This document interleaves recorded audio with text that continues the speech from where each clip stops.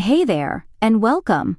You might know us from Zentara.blog, where our team works hard to bring you 6 brand new articles every single day, breaking down big ideas into something you can easily get your head around.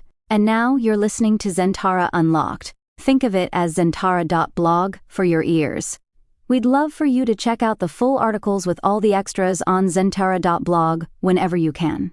But if you're commuting, doing chores, or just fancy listening, we've got you covered with our daily audio editions right here. So, ready to learn something new today? Ever found yourself crossing your fingers for good luck, avoiding walking under a ladder, or maybe even throwing salt over your shoulder? We all have these little rituals, these beliefs in things that don't quite make logical sense. They pop up in everyday life, sometimes just for fun, sometimes when we're genuinely hoping for a good outcome or trying to avoid a bad one. We call them superstitions, and they've been around for thousands of years in every culture imaginable. But have you ever stopped to wonder why we have superstitions? What is it about the human mind that makes us believe that knocking on a piece of wood can somehow stop bad luck, or that a rabbit's foot can bring good fortune? It turns out there's a whole field of study dedicated to figuring this out: the psychology of superstitions. Superstitions might seem silly when you think about them logically. There's no scientific proof that Friday the 13th is inherently unlucky, or that finding a 4-leaf clover guarantees happiness. Yet, millions of people around the world still follow these beliefs. Psychologists believe that our tendency towards superstition is deeply connected to how our brains are wired. We are natural pattern seekers, always looking for connections between events, even when none truly exist. We crave control in a world that often feels unpredictable. Superstitions can provide a sense of order, a feeling that we have some influence over chance, even if it's just by performing a small ritual. Think about it: when something bad happens after you didn't do your usual lucky routine, it's easy for your brain to make a connection, even if it's completely random. This is one part of the psychology behind knocking on wood or wearing a lucky shirt. It's about associating an action with a positive outcome, or avoiding a negative one, even if the link is purely in our heads. These beliefs often stem from ancient traditions, cultural norms, or even personal experiences where we thought a superstition worked. So, why are these quirky beliefs so powerful and persistent? Let's dive into the top 10 reasons from the world of psychology of superstitions that help explain why do we have superstitions and how they stick around. Understanding these can shed light on a fascinating part of human nature. 1. Our brains look for patterns, even when there aren't any. One of the biggest drivers behind superstitions is our brain's incredible ability and desire to find patterns and connections. Imagine you wore a specific pair of socks to a test and you ended up getting a great grade. The next time you have a test, you might think, hey, those socks brought me luck. You wear them again, and maybe you do well again, or maybe you don't. But that initial positive experience creates a strong link in your mind. Lucky socks equal to good grade. This is a form of cognitive bias, specifically an illusory correlation, where we perceive a relationship between two things that don't actually have one. Our brains are constantly trying to make sense of the world by connecting events, and sometimes we mistakenly link an action like wearing socks or knocking on wood to an outcome like good luck, just because they happen close together in time. This pattern seeking is usually helpful for learning and survival, but it can sometimes lead us down the path of believing in things that aren't really connected. It's a fundamental part of the psychology of superstitions, showing how our natural mental shortcuts can lead to these often illogical beliefs. 2. The need for control in an unpredictable world. Let's be honest, life can be unpredictable. We can't control everything that happens to us, whether we'll get that job, win that game, or if it will rain on our picnic. This lack of control can feel uncomfortable, even a little scary. Superstitions offer a way to feel like we have some influence over uncertain situations. Performing a ritual, carrying a lucky charm psychology item, or avoiding a supposedly unlucky action gives us a sense of agency, like we're doing something to tilt the odds in our favor or protect ourselves from bad luck.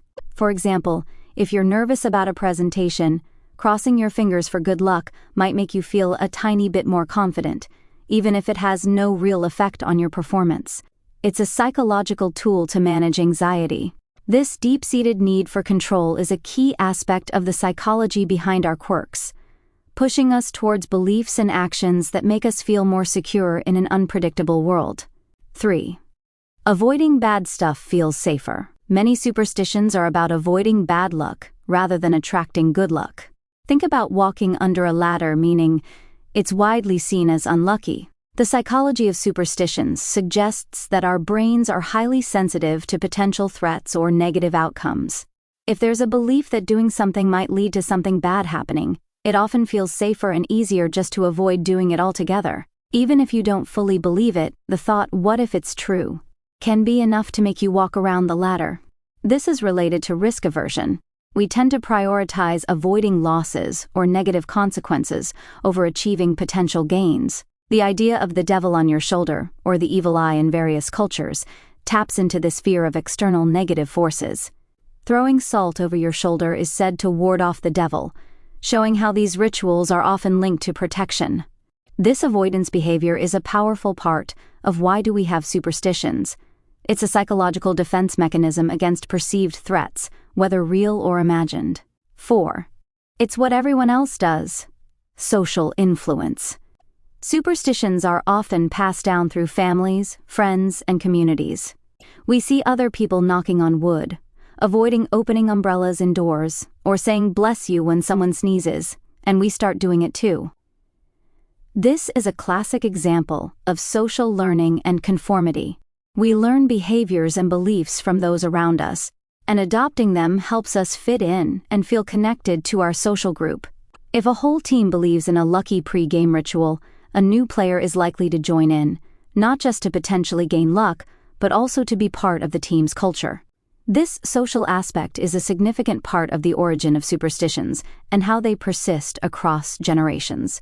We might not even know the common superstitions' explained origins, but because everyone does it, we adopt them as part of our own behavior. This drive to belong and follow social norms is a powerful psychological force that keeps many superstitions alive, even in the absence of any personal belief in their power.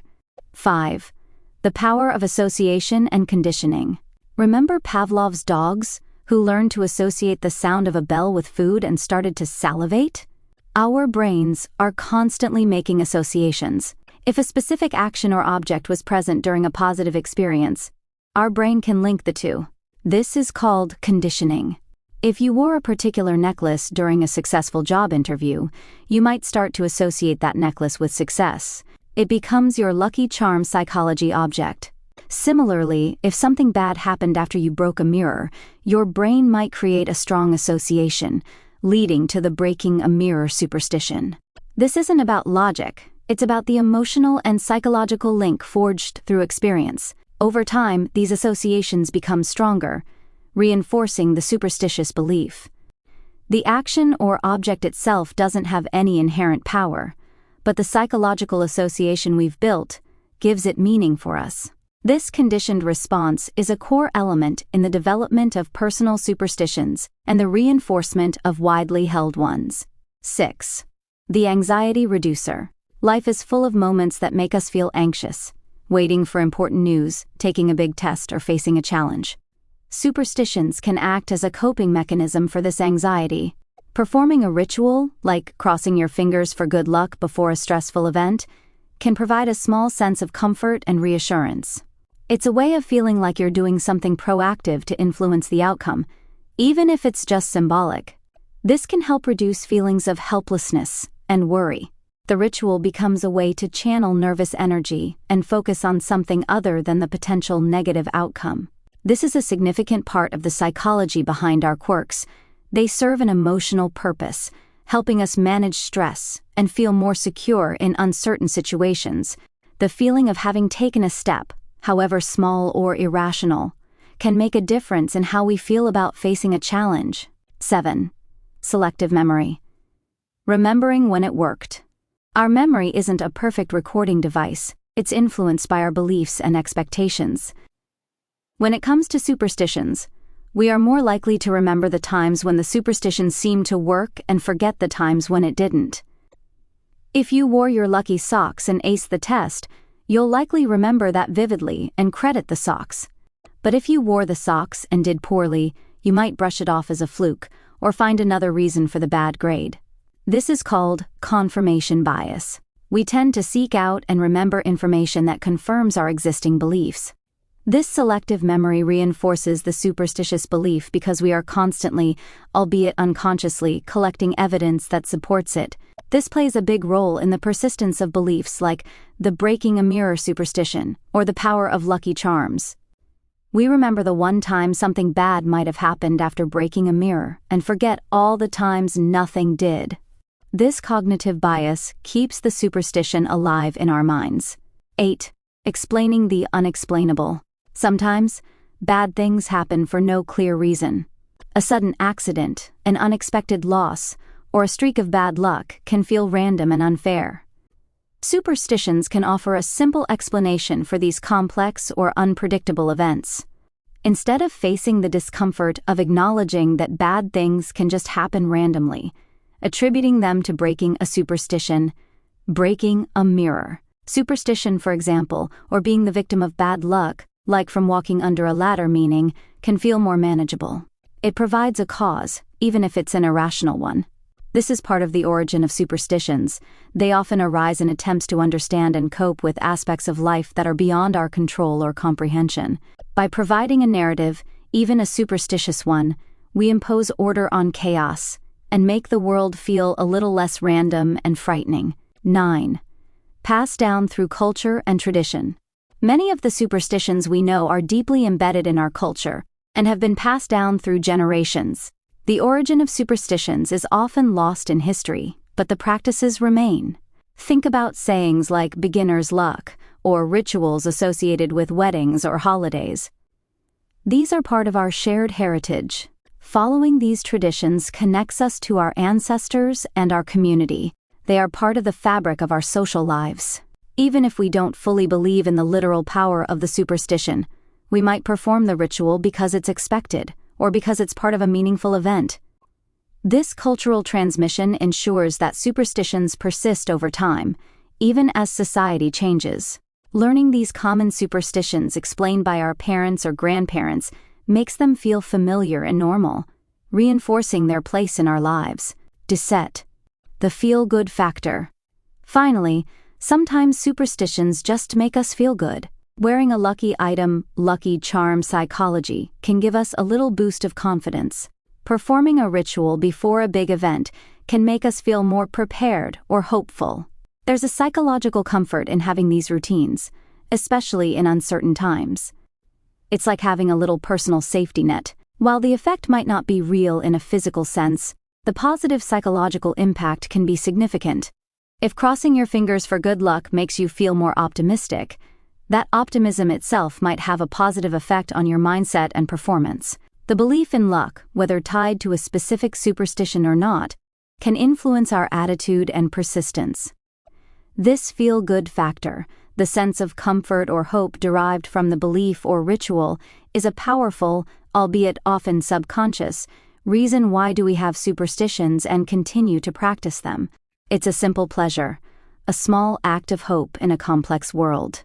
Superstitions, at their core, are fascinating windows into the human mind. They show how we cope with uncertainty, seek control, find patterns, and connect with our culture. While they might not hold up to scientific scrutiny, their psychological roots run deep, explaining why we still find ourselves knocking on wood or throwing salt over our shoulders when we need a little extra luck or reassurance. And that's a wrap for this episode of Zentara Unlocked. We hope you enjoyed it. But the journey doesn't end here.